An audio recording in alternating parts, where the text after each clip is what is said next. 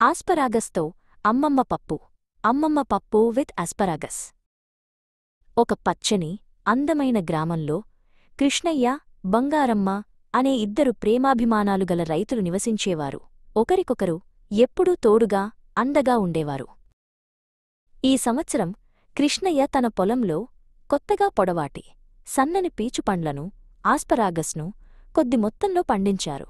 వాటిని చూసి ఆయన మురిసిపోయారు. వేసవి సెలవులొచ్చాయి. వారి మనవలు వంశీ, చైత్ర వారి అమ్మతో కలిసి నగరంలో నుండి గ్రామానికి వచ్చారు. తాతయ్యను, అమ్మమ్మను చూడగానే మురిసిపోయారు.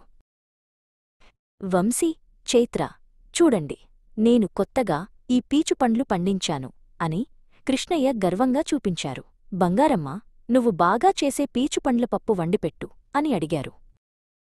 బంగారమ్మ నవ్వుతూ తల ఊపి వాటిని శుభ్రం చేసి పోషకాలు నిండిన ఆ పీచుపండ్లతో పప్పు వండడం మొదలుపెట్టారు.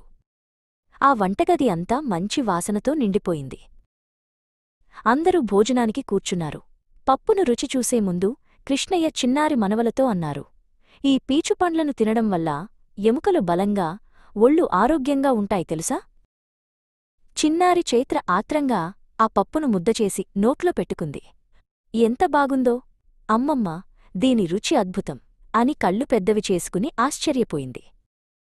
వంశీ కూడా గబగబా తింటూ అమ్మవైపు తిరిగి, అమ్మా, అమ్మమ్మ పప్పు నువ్వు చేసేదానికంటే కూడా చాలా చాలా బావుంది, చాలా టేస్టీగా ఉంది అన్నాడు. చైత్ర కూడా వెంటనే, అవును అమ్మా, అమ్మమ్మ వంటే గ్రేట్, నువ్వు వండినప్పుడు కూడా ఇంత టేస్టీగా ఉండదు.